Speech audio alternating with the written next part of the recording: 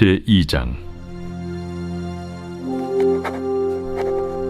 그러나 백성 가운데 또한 거짓 선지자들이 일어났었나니 이와 같이 너희 중에도 거짓 선생들이 있으리라. 그들은 멸망하게 할 이단을 가만히 끌어들여 자기들을 사신 주를 부인하고 임박할 멸망을 스스로 취하는 자들이라. 여럿이 그들의 호색하는 것을 따르리니 이로 말미암아 진리의 도가 비방을 받을 것이요 그들이 탐심으로서 지어낸 말을 가지고 너희로 이득을 삼으니 그들의 심판은 옛적부터 지체하지 아니하며 그들의 멸망은 잠들지 아니하느니라. 하나님이 범죄한 천사들을 용서하지 아니하시고 지옥에 던져 어두운 구덩이에 두어 심판 때까지 지키게 하셨으며 옛 세상을 용서하지 아니하시고 오직 의를 전파하는 노아와 그 7 식구를 보존하시고 경건하지 아니한 자들의 세상에 홍수를 내리셨으며 소돔과 고모라 성을 멸망하기로 정하여 재가 되게 하사 후세에 경건하지 아니할 자들에게 분을 삼으셨으며 무법한 자들의 음란한 행실로 말미암아 고통당하는 의로운 롯을 건지셨으니 이는 이 의인이 그들 중에 거하여 날마다 저 불법한 행실을 보고 들으므로 그 의로운 심령이 상함이라. 주께서 경건한 자는 시험에서 건지실 줄 아시고 불의한 자는 형벌 아래에 두어 심판날까지 지키시며 특별히 육체를 따라 더러운 정욕 가운데서 행하며 주관하는 일을 멸시하는 자들에게는 형벌할 줄 아시느니라. 이들은 당돌하고 자긍하며 떨지 않고 영광 있는 자들을 비방하거니와 더 큰 힘과 능력을 가진 천사들도 주 앞에서 그들을 거슬러 비방하는 고발을 하지 아니하느니라. 그러나 이 사람들은 본래 잡혀 죽기 위하여 난 이성 없는 짐승 같아서 그 알지 못하는 것을 비방하고 그들의 멸망 가운데서 멸망을 당하며 불의의 값으로 불의를 당하며 낮에 즐기고 노는 것을 기쁘게 여기는 자들이니 점과 흠이라. 너희와 함께 연회할 때에 그들의 속임수로 즐기고 놀며 음심이 가득한 눈을 가지고 범죄하기를 그치지 아니하고 굳세지 못한 영혼들을 유혹하며 탐욕에 연단된 마음을 가진 자들이니 저주의 자식이라. 그들이 바른 길을 떠나 미혹되어 부올의 아들 발람의 길을 따르는도다.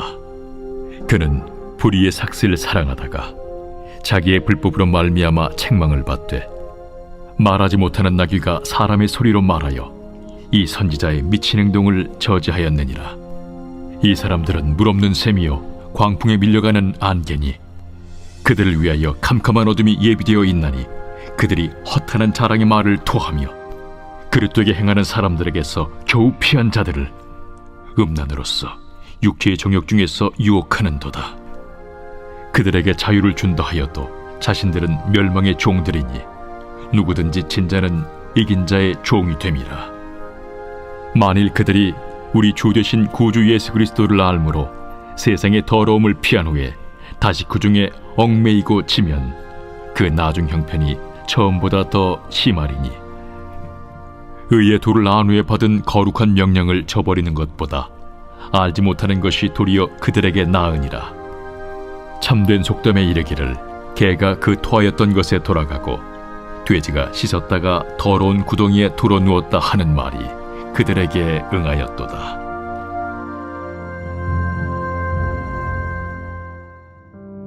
베드로는 자신들의 이기적인 목적을 채우기 위해 사람들을 이용하는 부도덕하고 탐욕스러운 거짓 선지자들에 대해 경고하고 있습니다. 성경이 말하는 것처럼 거짓 선지자들, 이단과 같은 활동은 마지막 때가 가까울수록 더욱 활발하게 이루어지고 있음을 우리는 보게 됩니다. 이 세상은 이제 복음을 전파하는 사명도 중요하지만 복음을 진리를 지키는 사명도 중요해진 시점이 온 것 같습니다. 왜냐하면 우리는 다행히도 이단에 빠지지는 않았지만 여전히 이단과 거짓 선지자들의 목적인 예수님을 이용하여 더 잘 살고 더 만족하고 더 즐겁기를 원하는 달콤한 죄와 유혹에 여전히 노출되어 있기 때문입니다. 그리고 더욱 큰 문제는 그 배후의 세력에 마귀의 존재가 있기 때문에 정신 차리지 않으면 결코 우리의 신앙을 지킬 수 없는 시대가 왔기 때문입니다. 베드로는 오늘의 말씀을 통해 믿는 자들에게 두 가지의 길이 있음을 언급하고 있습니다. 하나는 바른 길, 또 하나는 발람의 길입니다. 2장 15절 말씀입니다. 그들이 바른 길을 떠나 미혹되어 부올의 아들 발람의 길을 따르는도다.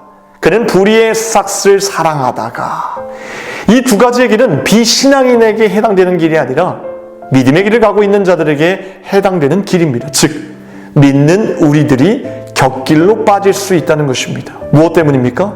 17절에 언급된 물 없는 샘, 즉 만족 때문입니다.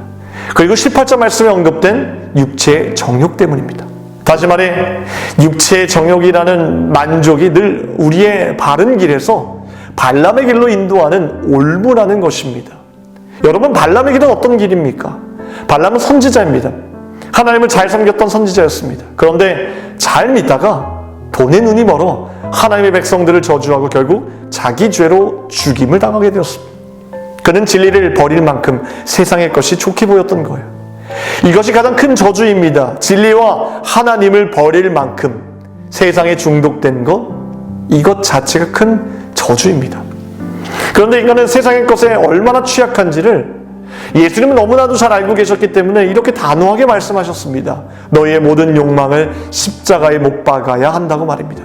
누가복음 9장 23절로 25절까지의 말씀입니다. 아무든지 나를 따라오려거든 자기를 부인하고 날마다 제 십자가를 지고 나를 따를 것이니라. 누구든지 제 목숨을 구원하고자 하면 잃을 것이요 누구든지 나를 위하여 제 목숨을 잃으면 구원하리라. 사람이 만일 온 천하를 얻고도 자기를 잃든지 빼앗기든지 하면 무엇이 유익하리요? 자기를 부인하고 그리스도를 따르라고 말씀하셨습니다. 아니면 그리스도를 부인하고 자기를 따르라는 것입니다. 적극적인 결단 없이는 세상의 것을 멀리하는 것 어렵다는 것입니다. 더 놀라운 사실은 하나님뿐 아니라 마귀도 인간의 연약함을 너무나도 잘 알고 있다는 것입니다. 인간의 욕망의 대상들이 진정한 만족을 줄 수 있다고 말합니다. 우리가 무엇을 하든 간에 마귀는 조금 더를 외칩니다. 하지만 우리는 기억해야 합니다. 이 만족은 베드로의 고백처럼 물 없는 샘이라는 것을 말입니다. 또한 마귀의 전략 중 하나는 우리의 두려움을 이용하여 속입니다. 육신의 종용 안에서 사실 인간의 두려움이 포함되어 있습니다. 나 이거 먹지 않으면, 이거 취하지 않으면 넌 망할 것이다.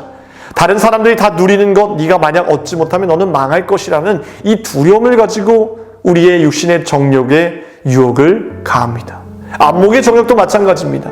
마귀는 우리의 두려움을 이용한다고 말씀드렸습니다. 남들에게 좋게 보이지 않으면 너는 세상에서 루저가 될 것이야. 더 화려하게, 더 아름답게 보여야지 너라는 가치는 빛날 것이다 라고 속삭입니다. 이생의 자랑도 마찬가지입니다. 마귀는 우리의 의식 속에 이런 말을 주입합니다. 너에게는 결코 자랑할 것이 하나도 없구나. 남들을 봐라. 얼마나 지혜롭게, 얼마나 아름답냐. 그런데 너는 왜 그 모양이냐. 여러분, 속지 마십시오. 이 마귀의 일을 멸하시기 위해 이 땅에 예수님이 오셨다는 사실을 우리는 늘 기억해야 합니다. 요한일서 3장 8절 말씀, 죄를 짓는 자는 마귀에게 속하나니 마귀는 처음부터 범죄함이라. 하나님의 아들이 나타나신 것은 마귀의 일을 멸하려 하십니다. 우리 날마다 기억하며 선포해야 합니다. 나는 하나님의 거룩한 자녀다. 나는 하나님께서 거룩하게 구별하신 주의 자녀다라는 사실을 늘 기억해야 합니다. 그리고 죄에 대한 하나님의 심판 또한 기억해야 합니다. 우리는 잠깐의 쾌락을 영원한 기쁨과 맞바꾸지 말아야 합니다. 교회에 큰 영향을 끼쳤던 위대한 철학자이자 신학자인 어거스틴, 그를 한마디로 표현한다면 아마도 최상의 기쁨을 소유한 사람이라고 말할 수 있을 것입니다. 그러나 사실 그는 어머니의 기도와는 달리 하나님을 떠나 들끓는 욕정의 도가니에 빠져 쾌락에 대한 욕망에 빠져 살아갔습니다. 또한 한때는 마니교라는 이단에도 빠져 살아갔습니다. 그러던 어느 날 그를 그토록 단단히 묶고 있던 정욕의 족쇄와 세상 것들의 노예에서 완전히 해방되게 됩니다. 그날 가장 절친인 친구인 알리피우스와 함께 안토니우스라는 한 이집트 수도사의 놀라운 희생과 거룩함에 대한 이야기를 나누던 중 그들의 삶과는 정반대의 삶을 살고 있는 자신의 모습이 굉장히 추해 보이고 짐승처럼 느껴졌습니다. 그는 급하게 집 밖으로 나와 눈물을 흘리며 기도합니다. 하나님, 언제까지 계속 내일이라는 말만 되풀이해야 하겠습니까? 지금 당장 이 추악한 죄들을 청산할 수 있도록 나와 동행하시옵소서 외치며 하염없이 울고 있었을 때 한 아이의 노랫소리가 들려왔다고 합니다. 집어들고 읽어라, 집어들고 읽어라라는 후렴구가 몇 번이고 반복해서 들렸다고 합니다. 그는 흐르는 눈물을 멈추고 일어나 성경책이 있는 곳으로 달려갔습니다. 그리고 한 아이가 부른 노래 가사처럼 성경을 집어 펴 들었는데 처음 눈에 들어온 말씀이 바로 로마서 13장 13절 말씀이었다고 합니다. 낮에와 같이 단정히 행하고 방탕하거나 술 취하지 말며 음란하거나 호색하지 말며 다투거나 시기하지 말며 오직 주 예수 그리스도를 옷 입고 정욕을 위하여 육신의 일을 도모하지 말라. 그는 이 문장을 다 읽은 순간에 마치 확신의 빛이 마음속에 홍수처럼 쏟아지고 모든 의심의 어두움이 물러가는 듯한 체험을 하게 됩니다. 이 회심의 사건으로 인해 죄에서 누리는 기쁨과는 비교할 수 없는 죄의 쾌락을 능가하는 최상의 기쁨을 얻게 되었다고 말합니다. 이 최상의 기쁨은 단순히 인간의 의지나 순종의 행위나 의지력에서 나온 행동이 아니라 하나님께서 전적으로 주시는 은혜이며 기쁨이라는 것입니다. 그는 그의 저서 고백록에서 이런 기도를 하나님께 올려드렸습니다. 한때는 잃어버릴까봐 전전긍긍했던 그 무익한 쾌락들이 내 안에서 갑자기 다 사라지다니 그 얼마나 즐거운 일인지.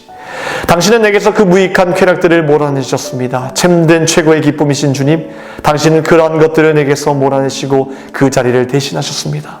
혈과 육에는 기쁨이 되지 않으나 어떤 기쁨보다 감미로우신 주님, 어떤 빛보다 더 밝으나 우리 마음속에 어떤 비밀보다 더 깊은 곳에 감추어지신 주님, 자신을 영화롭게 여기는 자들의 눈에는 영광스럽게 보이지 않으나 모든 영광보다 더 영광스러운 주님, 오 주 나의 하나님, 나의 빛, 나의 부요함, 나의 구원이시여.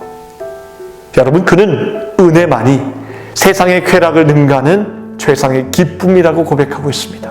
그는 말합니다. 우리가 이 기쁨을 누리지 못하는 이유는 하나님을 향한 목마름과 배고픔이 너무나 적기 때문이다 라고 말하였습니다. 우리는 날마다 은혜를 사모해야 합니다. 하나님을 향한 목마름과 갈급함과 배고픔으로 오늘도 최상의 기쁨을 주신 하나님께 그 은혜를 달라고 기쁨을 달라고 간구해야 될 줄 믿습니다. 오늘 이 시간 함께 이렇게 기도합시다. 주님, 내 눈을 열어 주의 앞에는 충만한 기쁨이 있고 주의 오른쪽에는 영원한 즐거움이 있는 놀라운 광경을 보게 하소서. 오 하나님, 우리가 하나님이 주신 기쁨의 유산을 삶 속에서 경험하게 하시옵소서 라고 기도하는 귀한 한날이 되길 바랍니다.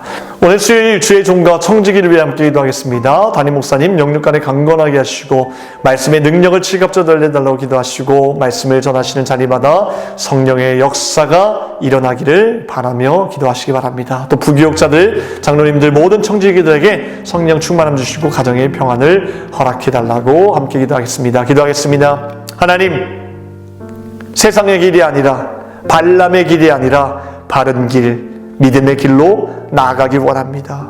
세상의 헛된 쾌락 앞에 우리가 넘어지는 것이 아니라 세상과 비교할 수 없는 하늘의 기쁨과 하나님의 기쁨을 날마다 누리며 살아갈 수 있도록 주님 인도하여 주시옵소서. 세우신 주의 사자 목사님 강하게 붙들어 주시고 말씀의 능력을 지갑절 더하여 주시며 하나님께서 늘 동행하여 주시옵소서. 또 세우신 모든 청지기들 주님 귀한 사명을 감당할 수 있도록 힘과 능력을 공급하여 주시옵소서. 오늘 이 새벽에 기도하는 모든 제목들마다 주님께서 응답하여 주실 것을 믿고 감사드리며 우리 구원하신 예수 그리스도의 이름으로 기도하옵나이다. 아멘.